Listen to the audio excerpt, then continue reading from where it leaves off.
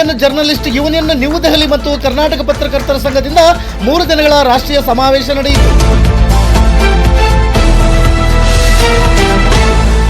ಪರಮಪೂಜ್ಯ ಶ್ರೀ ತೋಂಟದ ಸಿದ್ದರಾಮ ಮಹಾಸ್ವಾಮಿಗಳು ಡೊಂಬಳ ಗದಗ ಇವರ ದಿವ್ಯ ಸಾನ್ನಿಧ್ಯದಲ್ಲಿ ಮಾಜಿ ಸಚಿವ ಬಿ ಶ್ರೀರಾಮುಲು ಹಾಗೂ ಸಂಡೂರು ವಿಧಾನಸಭಾ ಕ್ಷೇತ್ರದ ಶಾಸಕರಾದ ಅನ್ನಪೂರ್ಣ ಇ ತುಕಾರಾಮ್ ರವರು ಭಾಗವಹಿಸಿದ್ದು ವಿಶೇಷವಾಗಿತ್ತು.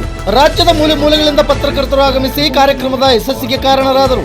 ಕರ್ನಾಟಕ ಪತ್ರಕರ್ತರ ಸಂಘದ ರಾಜ್ಯಾಧ್ಯಕ್ಷರಾದ ಮುರುಗೇಶ್ ಶಿವಪೂಜಿರವರು ಕಾರ್ಯಕ್ರಮದ ಅಧ್ಯಕ್ಷತೆ ವಹಿಸಿಕೊಂಡಿದ್ದು, ಮುಖ್ಯ ಅತಿಥಿಗಳಾಗಿ Indian journalist union new Delhi ರಾಷ್ಟ್ರೀಯ ಅಧ್ಯಕ್ಷರಾದ ಕೆಬಿ ಪಂಡಿತ್ ಹಾಗೂ ರಾಜ್ಯ ಉಪಾಧ್ಯಕ್ಷರಾದ ಸುದೇಶ್ ಕುಮಾರ್ ರವರು ಹಾಗೂ ಕರ್ನಾಟಕ ಪತ್ರಕರ್ತರ ಸಂಘದ ಬಳ್ಳಾರಿ ಜಿಲ್ಲಾಧ್ಯಕ್ಷರಾದ ಯಾಳ್ಪಿ ವಲಿಭಾಷ್ ರವರು ಮತ್ತು ರಾಜ್ಯ ಕಾರ್ಯದರ್ಶಿಗಳಾದ ಗೋಪಾಲ ಸಂಡೂರವರು ಸೇರಿದಂತೆ ವಿವಿಧ ಗಣ್ಯರು ಉಪಸ್ಥಿತರಿದ್ದರು.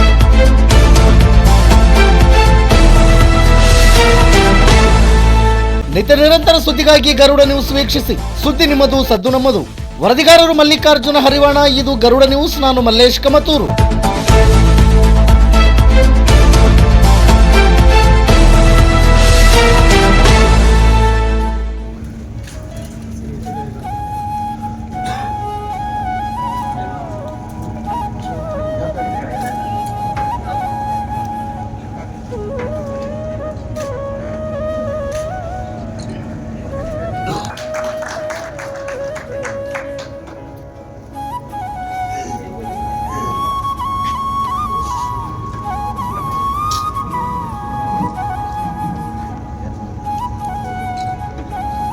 ಮಾನ್ಯ ಶ್ರೀ ಶ್ರೀರಾಮುಲು ಅವರನ್ನು ಕೂಡ ನಾನು ಹಾರ್ದಿಕವಾಗಿ ಸ್ವಾಗತಿಸುತ್ತೇನೆ.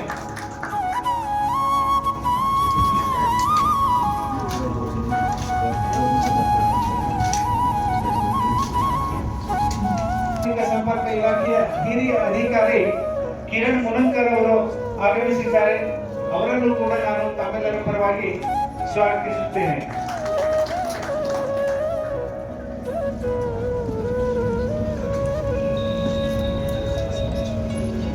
ಹಾರ್ದಿಕವಾಗಿ ಸ್ವಾಗತಿಸುತ್ತೇನೆ.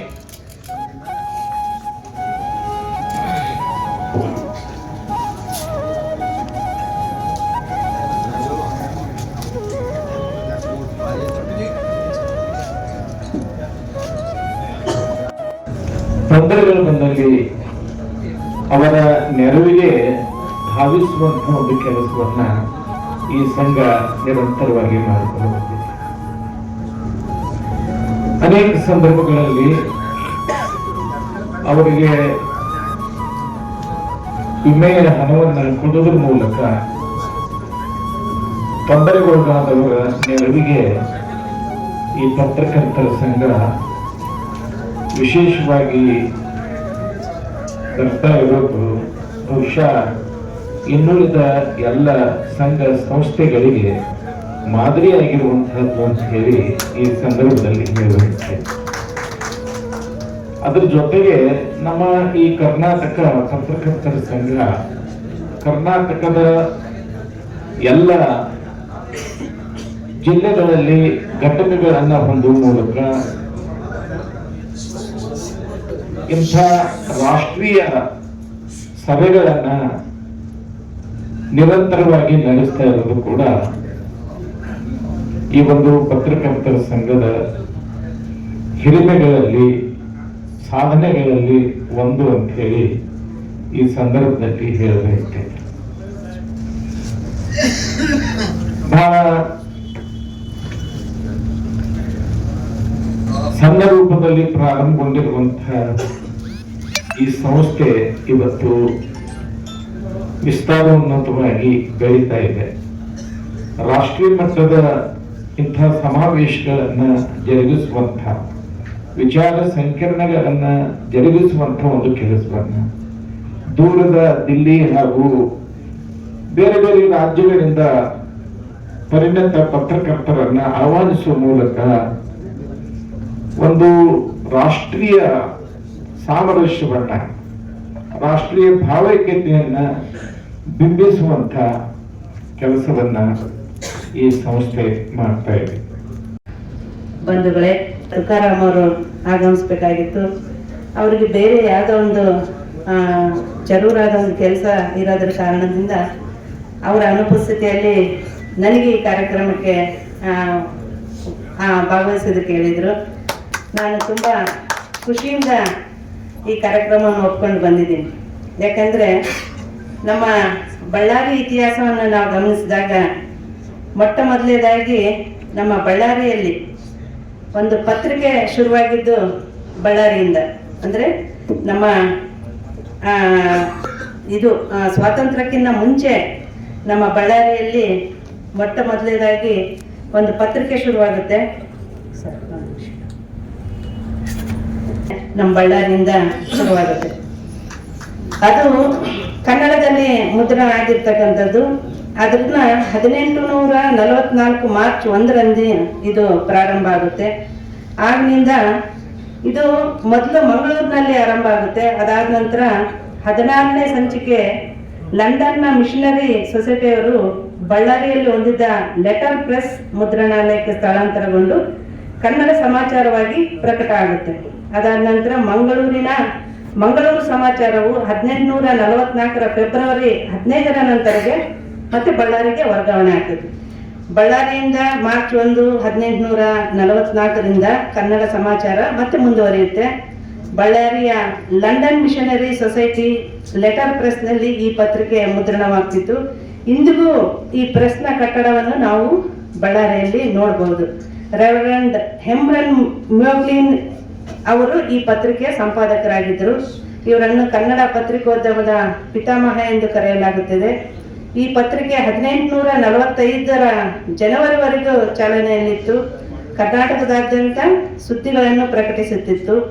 ಅದಾದ ನಂತರ ಬಳ್ಳಾರಿ ಕನ್ನಡ ಪತ್ರಿಕೋದ್ಯಮದ ಆರಂಭಿಕ ಮುದ್ರಣ ಕೇಂದ್ರಗಳಲ್ಲಿ ಒಂದಾಗಿ ಇತಿಹಾಸದಲ್ಲಿ ಗುರುತಿಸಿಕೊಂಡಿತು.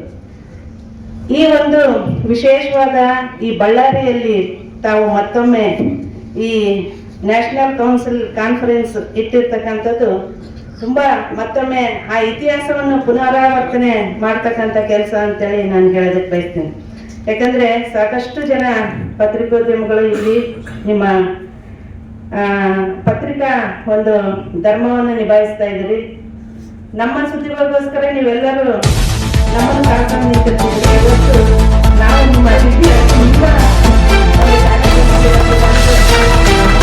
ನಿಮ್ಮ ಒಂದು ಅತಿಥಿಗಳಾಗಿ ನಿಮ್ಮನ್ನು ಉದ್ದೇಶಿಸಿ ಮಾತನಾಡುವಂತ ಒಂದು ಸಂದರ್ಭ ನಾನು ಸಾಕಷ್ಟು ಕಾರ್ಯಕ್ರಮಗಳಲ್ಲಿ ಹೇಳ್ತಾ ಇದ್ದೀನಿ.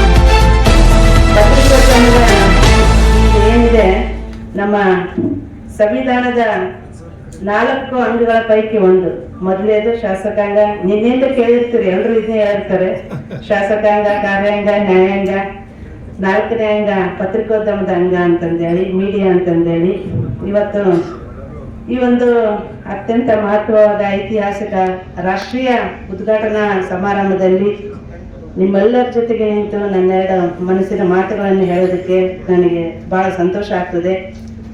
ಮತ್ತು ಪತ್ರಿಕಾ ಮಾಧ್ಯಮದ ಯಾವಾಗಲೂ ಸಮಾಜಕ್ಕೆ ಮಾಹಿತಿ, ಶಿಕ್ಷಣ ಮತ್ತು ಜಾಗೃತಿ ಮೂಡಿಸ್ತಕ್ಕಂಥ ಒಂದು ಪ್ರಮುಖ ಅಂಗ ಅಂತೇಳಿ ನಾವು ಹೇಳೋದಕ್ಕೆ ಬಯಸ್ತೀವಿ. ಯಾವಾಗಲೂ ಸತ್ಯಾಸತ್ಯತೆಯನ್ನು ಪರಿಶೀಲಿಸಿ ಜನಸಾಮಾನ್ಯರ, ನೊಂದವರ, ಶೋಷಿತರ ಧ್ವನಿಯಾಗಿ ನೀವು ಸರ್ಕಾರದ ಒಂದು ಆಡಳಿತ ವೈಖರಿಯನ್ನು ಪ್ರಶ್ನಿಸ್ತಕ್ಕಂಥ ಒಂದು ಜವಾಬ್ದಾರಿ, ಸಾಮಾಜಿಕ ಜವಾಬ್ದಾರಿ ನಿಮ್ಮೆಲ್ಲರ ಮೇಲಿದೆ. ವಿಶೇಷವಾಗಿ ತಾವೆಲ್ಲರೂ ಕೂಡ ದೂರದಿಂದ ಬಂದಿದ್ರಿ. ತಮಗೆ ವಿಶೇಷವಾದಂಥ ಅಭಿನಂದನೆಗಳು ಕೂಡ ನಾನು ಸಲ್ಲಿಸ್ತೇನೆ. ಯಾಕಂದ್ರೆ ಇವತ್ತು ನೀವು ಆಯ್ಕೆ ಮಾಡಿಕೊಂಡಿರುವಂಥ ಸ್ಥಳ ಅದು ಬಳ್ಳಾರಿ ಜಿಲ್ಲೆಯನ್ನು ತಾವು ಆಯ್ಕೆಯನ್ನು ಮಾಡಿಕೊಂಡಿದ್ರಿ. ಈ ಆಯ್ಕೆಯನ್ನು ಮಾಡಿಕೊಂಡ ನಂತರ ಇವತ್ತು ಇಂಡಿಯನ್ ಜನರಲ್ ಅಸೋಸಿಯೇಷನ್ಸ್ ಇಂದ ಕಾನ್ಫರೆನ್ಸ್ ಅನ್ನು ಕೂಡ ಮಾಡ್ತಾ ಇದ್ದೀವಿ. ಯಾಕಂದ್ರೆ ಇವತ್ತು ಇದರದೇ ಆದಂತ ಇತಿಹಾಸ ಇದೆ. ವಿಜಯನಗರ ಕಾಲದಿಂದ ಕೂಡ ಅವತ್ತಿನ ಸ್ಥಾಪನೆ ಆದಂತ 1932ರಲ್ಲಿ ಏನು ಸ್ಥಾಪನೆ ಆಯಿತು. ಸ್ಥಾಪನೆ ಆದ ನಂತರ ಅವತ್ತಿನ ಹಕ್ಕಬಕ್ಕರಿಂದ ವಿಜಯನಗರ ಸಾಮ್ರಾಜ್ಯದಲ್ಲಿ ಕೃಷ್ಣದೇವರಾಯರ ತನಕ ಕೂಡ ಇದೇ ಆದಂತ ಒಂದು ಗೌಪ್ಯವಾದಂತ ಒಂದು ರೀತಿ ಅದರದೇ ಆದಂತ ಒಂದು ಜರ್ನಲಿಸ್ಟ್ ಅಂದ್ರಿನ ಅಲ್ಲಿ ರಾಜನ ಮನೆತನದಲ್ಲಿ ವಿಜಯನಗರ ಸಾಮ್ರಾಜ್ಯದಲ್ಲಿ ಹಕ್ಕರ ಕಾಲದಲ್ಲಿ ಕೂಡ ಅವ್ರನ್ನ ಬೇರೆ ಅಂದ್ರೆ ಇವತ್ತು ಜರ್ನಲಿಸ್ಟ್ ಅಂತ ಕರಿತೀವಿ, ಅವತ್ತಿನ ಸಂದರ್ಭದಲ್ಲಿ ದೂತರು ಅಂತೇಳಿ ನಾವು ಕರಿತೀವಿ. ಅವತ್ತಿನಿಂದ ಕೂಡ ಇದರದೇ ಆದಂತ ಇತಿಹಾಸ ಇರೋ ಕಾರಣ ಇವತ್ತು ತಾವೇನು ಇದನ್ನ ಆಯ್ಕೆಯನ್ನು ಮಾಡಿಕೊಂಡಿದ್ರು ಇದು ಪುನಃ ಗತವೈಭವವನ್ನು ನೆನಪು ಮಾಡಿಕೊಳ್ಳುವಂತ ಕೆಲಸ ಕೂಡ ಆಗಿದೆ. ಇವತ್ತು ಪತ್ರಕರ್ತರು ಅಂದ ತಕ್ಷಣನೇ ಇವತ್ತು ಎಷ್ಟು ಅವ್ರಿಗೆ ಅಂದ್ರಿಗಿನ ಅವರು ಈ ಸಮಾಜದ ಕಣ್ಣುಗಳಿದ್ದಂತೆ. ಈ ಸಮಾಜದಲ್ಲಿ ಏನನ್ನ ಒಳ್ಳೆಯದನ್ನು ಕಾಣಬೇಕು ಅಂದ್ರಿಗಿನ, ಒಳ್ಳೆಯ ವಿಚಾರಗಳನ್ನು ಆಗಬೇಕಂದ್ರೆ ಕೂಡ, ಒಳ್ಳೆಯದನ್ನು ನಡ್ಕೋಬೇಕಾದ್ರಿಗಿನ ಅದ್ರ ಕಣ್ಣುಗಳು ಕಿವಿಗಳು ಯಾರು ಅಂದ್ರಿಗಿನ ಅದು ಪತ್ರಕರ್ತರು, ಜರ್ನಲಿಸ್ಟು ಅನ್ನಂತ ಮಾತನ್ನು ಕೂಡ ಹೇಳ್ಬೇಕಾಗುತ್ತೆ. ಯಾಕಂದ್ರೆ ಅವ್ರ ಮೇಲೆ ಬಹಳಷ್ಟು ಜವಾಬ್ದಾರಿ ಇದೆ.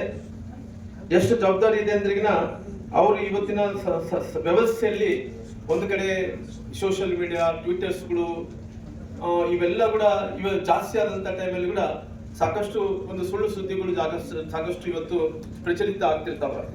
ಈ ಸುಳ್ಳು ಸುದ್ದಿಗಳನ್ನು ಪ್ರಚಲಿತ ಆಗುವಂತ ಟೈಮಲ್ಲಿ ಕೂಡ ಇದನ್ನ ಸತ್ಯ ಅಂತೇಳಿ ತಾವು ನೋಡಿಸ್ಕೊಡ್ಬೇಕಾಗಿದೆ.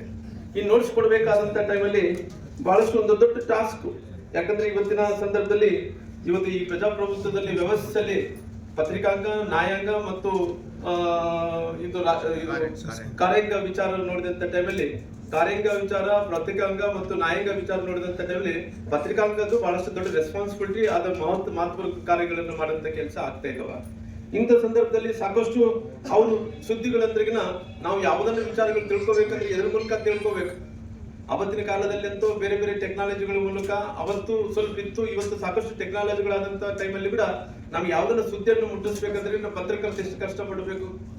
ಪತ್ರಕರ್ತ ಈಗಿನ ಸಂದರ್ಭದಲ್ಲಿ ವಿದೇಶಗಳಲ್ಲಿ ಯಾವ್ದನ್ನ ಒಂದು ದೊಡ್ಡದು ವಾರಗಳು ಆಗ್ತಾ ಇದ್ರಿಂದ ನೇರವಾಗಿ ಅಲ್ಲೇ ಹೋಗಿ ನೇರ ಒಂದು ಪ್ರದರ್ಶನ, ನೇರವಾದಂತ ಒಂದು ರೀತಿ ಸಂವಾದ ಮಾಡುವಂತ ಕೆಲಸ ಕೂಡ ನಾವು ನೋಡಿದೀವಿ. ಪತ್ರಕರ್ತ ಎಷ್ಟು ಕಷ್ಟ ಅಂದ್ರಿಗಿನ ಅವತ್ತಿನ ಸಂದರ್ಭದಲ್ಲಿ ಪತ್ರಕರ್ತ ಅಂದ ತಕ್ಷಣನೇ ಎಲ್ಲೋ ಒಂದ್ ಕಡೆ ಗಿಡದ ಕೆಳಗಡೆ ಕುಂತು ಸತ್ಯ ಏನು ಸುಳ್ಳು ಏನು ಅನ್ನೋಂಥದ್ದು ಅಲ್ಲೇ ಕುಂತು ಬರೀತಾ ಇದ್ದ. ಇವತ್ತು ಹಂಗಿಲ್ಲ, ಬಹಳಷ್ಟು ಟೆಕ್ನಾಲಜಿ ಬದಲಾಗಿದೆ. ಇವತ್ತು ಏನನ್ನ ಪತ್ರಕರ್ತ ಇಲ್ಲಿ ಕುಂತು ಬರೀತಾನೆ ಅಂದ್ರಿಗಿನ ಅದು ಸತ್ಯ, ಅದು ಸುಳ್ಳು, ಅದು ಯಾವುದನ್ನ ಕೂಡ ಕಂಡಿಡಿಯಂತ ಕೆಲಸ ಜನರುಗಳು ಮಾಡ್ತಾ ಇದ್ರ. ಇಂಥ ಸಂದರ್ಭದಲ್ಲಿ ಇವತ್ತು ಪತ್ರಕರ್ತ ಎಷ್ಟು ಕಷ್ಟಪಡ್ತಿದ್ರಿಗಿನ, ಎಷ್ಟು ಕಷ್ಟ ಅಂದ್ರಿಗಿನ ದೇಶದಲ್ಲಿ ಒಬ್ಬ ದೇಶವನ್ನು ಕಾಯುವಂತ ಒಬ್ಬ ಸೈನಿಕನಿಗೆ ಎಷ್ಟು ಜವಾಬ್ದಾರಿ ಇದೆನೋ ಪತ್ರಕರ್ತರು ಕೂಡ ಅಷ್ಟು ಜವಾಬ್ದಾರಿಯಿಂದ ಇದೆ ಅಂತ ಹೇಳಿ ನಾನು ತಿಳ್ಕೊಂಡೆ. ಅಷ್ಟು ಒಳ್ಳೆ ಕೆಲಸಗಳು ಮಾಡ್ತಾ ಇದ್ದೀನಿ. ವಿಶೇಷವಾಗಿ ಇವತ್ತು ಪತ್ರಕರ್ತರ ಅಂದ ತಕ್ಷಣ ಇವತ್ತು ಒಂದು ಕೊಂಡಿದ್ದಂತೆ. ಇವತ್ತು ಸರ್ಕಾರಗಳಾಗಿರ್ಬೋದು, ದೇಶ ಆಗಿರ್ಬೋದು, ದೇಶ ವಿದೇಶಗಳಿಗೆ ದೇಶದ ಕೊಂಡಿ ಮಾಡೋಕೆ ಒಂದು ಕೊಂಡಿತರ ಅವ್ರನ್ನ ಸಂಬಂಧಗಳನ್ನು ಬೆಳೆಸುವಂತ ಕೆಲಸ ಆಗಿರ್ಬೋದು. ಸರ್ಕಾರಗಳು ಬಂದಂತ ಟೈಮಲ್ಲಿ ಸರ್ಕಾರಗಳ ಜೊತೆಲಿ ಇವತ್ತು ಜನರನ್ನ ಜೊತೆಲಿ ಜೋಡಿಸ್ಕೊಂಡು ಒಂದು ಕೊಂಡಿತರ ಇವತ್ತು ಕೆಲಸ ಮಾಡುವಂತ ಕೆಲಸ ಮಾಡ್ತಾ ಇದ್ದಾರೆ. ಹಾಗಾಗಿ ವಿಶೇಷವಾಗಿ ಇವತ್ತು ಬಹಳಷ್ಟು ಪತ್ರಕರ್ತ ನಾವು ಹಿರಿಯ ಪತ್ರಕರ್ತ ನಾವು ಕೂಡ ನೋಡಿದ್ವಿ. ಇವತ್ತು ಬಳ್ಳಾರಿಯಲ್ಲಿ ಕೂಡ ಸಾಕಷ್ಟು ವರ್ಷಗಳಿಂದ ಹಿರಾಜೂರು ನಂತರ ಬೇರೆ ಬೇರೆ ಹಿರಿಯ ಪತ್ರಕರ್ತರು ನೋಡಿದಂತ ಟೈಮಲ್ಲಿ ಕೂಡ ಇವತ್ತು ಪತ್ರಕರ್ತರಿಗೆ ಯಾವ ರೀತಿ ಇರಬೇಕು, ಯಾವ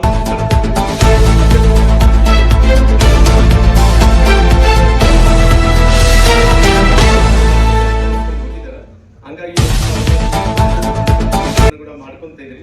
ನಾನು ಬೇರೆ ಊರಿಗೆ ಹೋಗ್ಬೇಕಾಗಿದೆ, ರಾಯಚೂರು ಕಡೆ ಹೋಗ್ಬೇಕಾಗಿತ್ತು.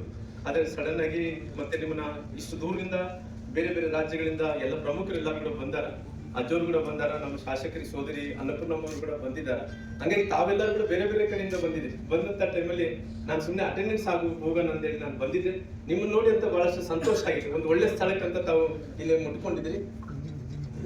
राज्य से आए तो बोल को आले दिल्ली, उड़ीसा, बिहार, उत्तर प्रदेश, सभी राज्य से आप आए, गोवा से भी बहुत दूर से आए.